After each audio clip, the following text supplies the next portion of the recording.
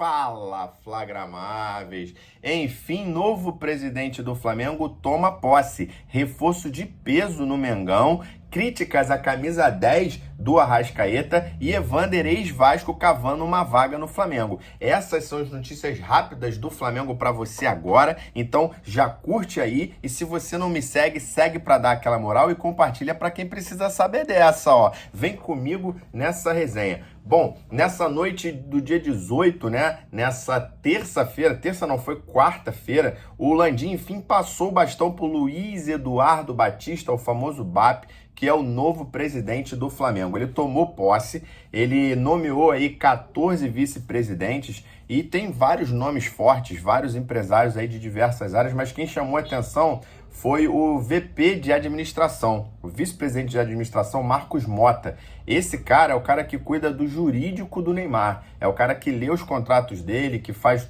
todos os acertos do Neymar. Esse cara vai ser o vice-presidente de administração do Flamengo. Só para vocês terem uma ideia de como vai ser aí, como serão, né, esses VPs aí do BAP. O BAP também fez muitas críticas à gestão anterior, à gestão do Rodolfo Landim, e mostrou que ele tem muitas propostas para o Conselho Deliberativo, né, porque ele pretende mudar algumas regras, inclusive essa regra que imposta o presidente só a partir do dia 1º de janeiro, ou seja, ele foi empossado aí no dia 18, mas as decisões dele só podem ocorrer, ele só pode dar a canetada mesmo a partir do dia 1º de janeiro, e aí perde-se um tempo, porque é logo quando abre a janela de transferências. Então ele criticou um pouco isso, dizendo que vai mandar para o Conselho Deliberativo a proposta para tirar, mudar essa regra aí, né, nas próximas eleições. Ele também falou sobre tirar o poder dos vice-presidentes e passar para os diretores, né, como acontecia com o Marcos Braz. Ele tinha muito poder ali como vice-presidente e ele vai propor ao Conselho Deliberativo para tirar isso, né, ou seja, para essas decisões elas serem tomadas pelo diretor de futebol, que já foi escolhido por ele, todo mundo já sabe, que é o José Botto. Ele confirmou, então, na verdade, que o departamento de futebol vai ser controlado pelo José Botto. O José Botto chega ao Rio de Janeiro no dia 28 de dezembro, né? Ele já está aí em conversas, inclusive ele já falou que o Botto já assistiu os 25 últimos jogos do Flamengo, já tem conversas adiantadas com o Felipe Luiz, para saber aí sobre as possíveis contratações, quem chega, quem sai do Flamengo. Ele falou também, né, o BAP, ele falou sobre conversar com a empresa que vai gerir, né, que vai fazer o planejamento do novo estádio do Flamengo. Também anunciou que quem vai fazer aí o estudo da viabilidade vai ser a FGV, né, então ele tá mostrando que ele está respaldado aí por várias pessoas e por várias empresas e instituições sérias, né, para esse primeiro mandato aí como presidente do Flamengo. Ele falou sobre fazer o estádio do Flamengo no seu tempo, ou seja, nada de dizer que vai ser daqui a 5 anos, né? Ele não quer se endividar, ele falou que não quer prejudicar aí o esportivo, e aí ele deixou bem claro que vai ser feito no tempo que deve ser feito, se vai ser feito em 4, 5 ou 6 anos. Falou também uma coisa muito importante sobre a não renovação com o Gabigol. Todos nós já sabíamos que o Flamengo não ia renovar, mas ele colocou um ponto final nessa história aí, falando de fato que não existe essa possibilidade de renovar ou manter conversas com o Gabigol. Ele também, né, através de um dos seus vídeos, falou sobre priorizar a partir de agora o Brasileirão e a Libertadores. A gente sabe que não foi isso que foi feito nas últimas gestões, pelo menos no último ano. Então colocou muito claro, assim, desde o início, né, no seu primeiro discurso, que o Brasileiro e a Libertadores vão ser aí os objetivos principais do time do Flamengo em 2025. Confirmou também a pré-temporada nos Estados Unidos, né, mas antecipou a volta do time do Flamengo. Então o Flamengo ele ia voltar no dia 24, vai voltar no dia 19. O Flamengo viaja dia 10 e assim que jogar contra o São Paulo já volta, porque depois tem uma outra viagem para Manaus para enfrentar o Volta Redonda. Parece que eles querem, na verdade, aproveitar as instalações do Ninho, né? Porque são muito boas, né? Os jogadores já estão acostumados, então nada melhor do que aproveitar, não tem por que ficar esse tempo todo fora e aí comprometer o planejamento. Ele falou um pouquinho também sobre o Spindle, eu vou abrir uma aspas para ele aqui. Ele falou o seguinte, ó: ainda não temos acesso a algumas informações nesse processo de transição. O Bruno Spindle não é um diretor de futebol, ele é um diretor de contratação.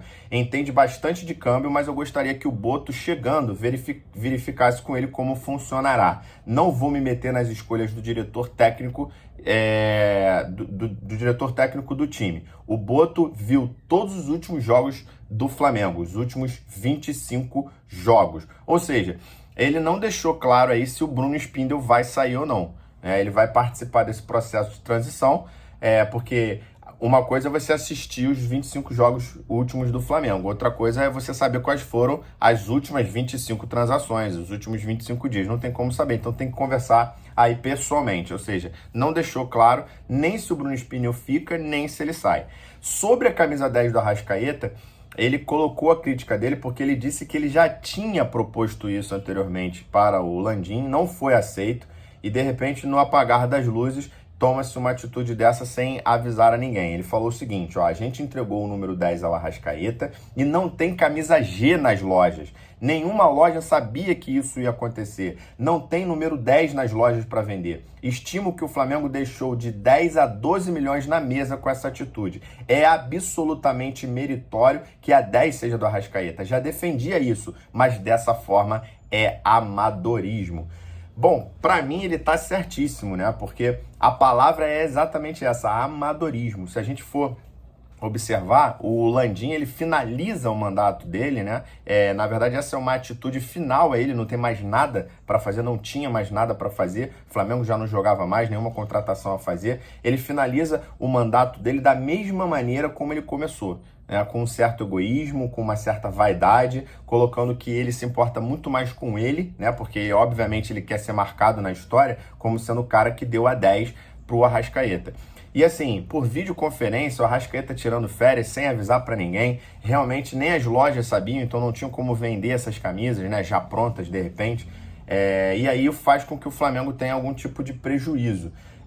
Ele começou, né, a primeira decisão dele no mandato dele de 6 anos atrás foi com relação ao incêndio no Ninho. Todo mundo sabe que ele deixou as famílias, né? Ele deixou as famílias falando sozinha, marcou encontros e não apareceu, nunca recebeu pessoalmente as famílias, ainda que ele não tivesse sido o grande culpado disso, porque ele estava chegando naquela hora, ele sempre se colocou num pedestal, né? E mais uma vez ele finaliza aí como seu último ato, mostrando que ele é mais importante que o Flamengo.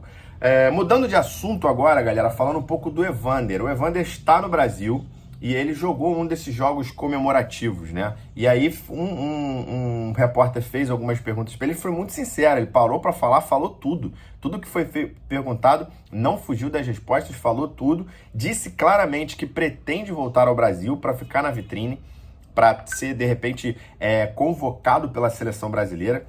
Então, assim, colocou todas as respostas que foram feitas para ele, ele deixou muito claro o que ele pretende: voltar ao Brasil. Quando perguntou se ele tinha visitado o Vasco, se ele tinha frequentado, ou seja, tentando dar a entender que ele poderia fechar com o Vasco, que a torcida quer, né, o nome dele como reforço, ele simplesmente disse que foi lá rever amigos, que não tem nada certo, né, que tem o carinho pelo Vasco, porque foi formado lá, passou 11 anos lá, mas que não tem nada certo com o Vasco, nem deixou entender, inclusive, que não pretende voltar para o Vasco nesse momento. Confirmou que houve sim uma sondagem do Flamengo que não foi fechada por conta do alto valor que o time dele, que é o Portland, né? O time dele estava querendo, então o Flamengo desistiu por conta dos altos valores, mas ele confirmou que houve sondagem e conversa com o Flamengo. Disse que a janela acabou de abrir, mas que está tranquilo porque as propostas ainda não chegaram, mas que está esperando uma proposta, ou seja, deixando claro aí que está querendo sair, e disse também claro que o time dele quer vender e não emprestar. Então, assim, deixando muito claramente qual é a situação dele para qualquer clube aí que queira contar com esse jogador em 2025. A minha pergunta é: você gostaria de ver o Evander no Flamengo? Deixa aí nos comentários. Lembrando que ele foi destaque nesses últimos anos nos Estados Unidos, aí, líder de passes, ele gols, né? Algumas vezes foi eleito, inclusive, o melhor jovem, o melhor estrangeiro jovem lá da Liga MLS dos Estados Unidos. Falando então rapidamente para a gente finalizar esse vídeo aqui sobre outros reforços, galera, Todo mundo sabe que o Richarlison rejeitou, né? Na verdade, quem rejeitou não foi só o Richarlison, mas o Tottenham também, porque quer 40 milhões no jogador, inviável para qualquer time sul-americano, e o próprio Richarlison falou que não é esse o momento para voltar. O Roger Guedes não é unanimidade, né? Então, assim, apesar de ser um nome aí que está em pauta na imprensa, ele não é um nome que conta com o apoio de todo mundo, inclusive do BAP e possivelmente do Filipe Luís. O Paquetá, por mais que venho dizendo aí que o Paquetá tem postado algumas coisas querendo voltar, o Paquetá tem um julgamento muito importante em março. Então eu acredito que até março nenhum tipo de movimentação maior vai ser feita, né? Eu acho que essa diretoria do Flamengo não vai arriscar nenhum tipo de contratação maluca, mas é preciso a gente ficar de olho, porque a gente precisa substituir o Gabigol e precisa ter um reserva para o Pedro, que só volta no meio do ano. E temos que ficar de olho porque...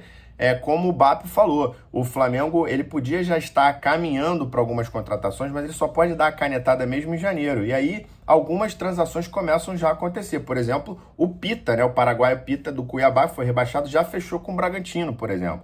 Tem o Alejandro do Vitória, que também se destacou. Daqui a pouco outros times começam a fechar. Então o Flamengo tem que correr atrás para trazer um reforço de peso para 2025. A verdade é que a gente precisa suprir o Gabigol e também a gente tem um atacante, não pode ser improvisado, por exemplo, o Bruno Henrique.